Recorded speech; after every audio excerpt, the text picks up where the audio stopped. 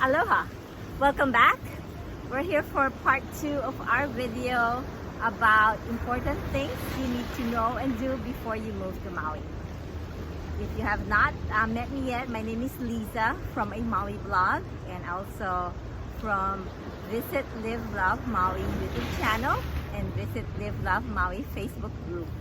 I welcome you to this channel, and like what I said, we are talking about the part 2 of our series, or not series, but a video.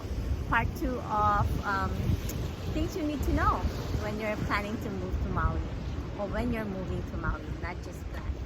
So let's go right to it. Number 6. I think we're number 6. I actually forgot my notes, so I'm winging it this time. I think it's number 6. If it's number 5, then I'm sorry. Anyway, the next thing, I think it's number 6, is you need to know about moving your pets. You know, there are some restrictions about pets coming to Maui and Hawaii because we don't have rabies here. And so we just want to make sure that rabies will not come to Hawaii and Maui. And so there's a quarantine period, used to be, but now there's a lot that you can do to prevent your pets being on a quarantine for a long time. It used to be, I think, about 3 months, and I think it has changed. I actually have not experienced bringing pets here to Maui, but you know, we'll create another video specifically for that. I know many friends that moved here that brought their pets, so I think that's an important video in itself. And so we'll do that video, but you know, just do your research about that. Talk to your vet. If you prepare ahead of time before your move, there are certain things or vaccination that you can do that will prepare your pets coming to Maui, the dogs and the cats. Speaking of pets, sometimes there are people that have a pet snake, and we don't have snake on Maui, so you cannot bring snakes here on Maui.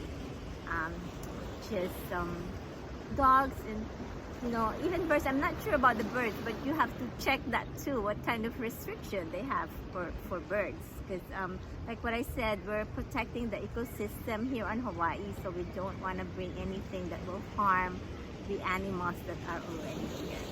So I will put a resource, a link down below for specific instructions on how you can prepare for bringing your pets here.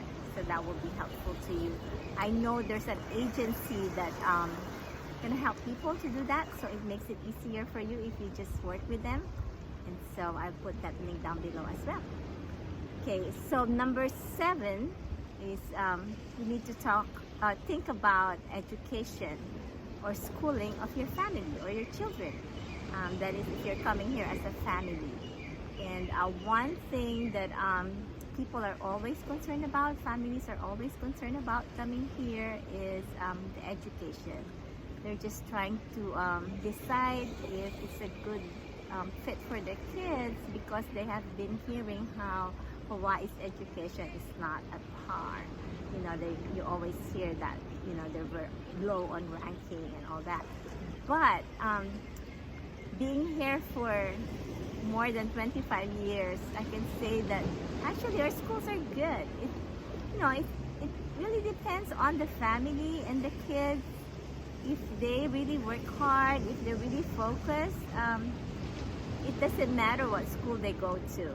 And I can vouch that a lot of good teachers are here on Maui. So, you know, we cannot blame just saying that, you know, it's the whole education system on Maui is not good.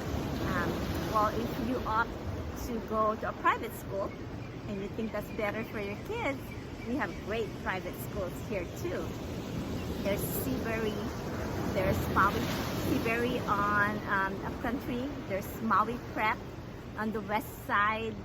Those are schools, private schools with a really, really good reputation, so you should check them out. And another topic in homeschooling, in school system, is homeschooling. There's a huge community of homeschoolers here on Maui, and so you can connect with them. Maybe that's the right place for your kids. You know, if you can homeschool them, or maybe a charter school. Both my kids went to a charter school, and we're very pleased with them. Both of them are in college right now, so, and they're doing well. So just, you know, something to think about for those of you that have kids coming here. And then, okay, number 3, things that you need to, or number 3 actually is number 8. I'm sorry, I'm all mixed up on my numbering, but it will be on the link down below, or on the description below, the different numbers that we have. I think this is number 8, is you have to think about getting involved in the community when you come to Maui. When you move to Maui, first thing you need to know is who do you need to get involved with. There are many ways to get involved with the community. It could be by means of church. In whatever faith you have, you can go find a church that you can belong to. It also can be like your passion. It could be like hiking, surfing. There are surfing communities. There's community for hikers and, you know, runners, CrossFit. There are communities for arts. You know, we got a big art community here, art-loving people and artists and creative. And so you need to find them and create a relationship. Be in the network, be in the ohana. You know, that's an important part of your move. You really need to do that, otherwise you will feel lonely here in an island without connection. So that's important. And then let's go. I mentioned about ohana. That's a segue to our next topic, which I think is one of the most important in all the topics, or in all the items that I mentioned about. And that is know and learn the Hawaiian culture. I mean, you cannot be truly Hawaiian, you know, you cannot just become Hawaiian, and you cannot really understand totally their culture.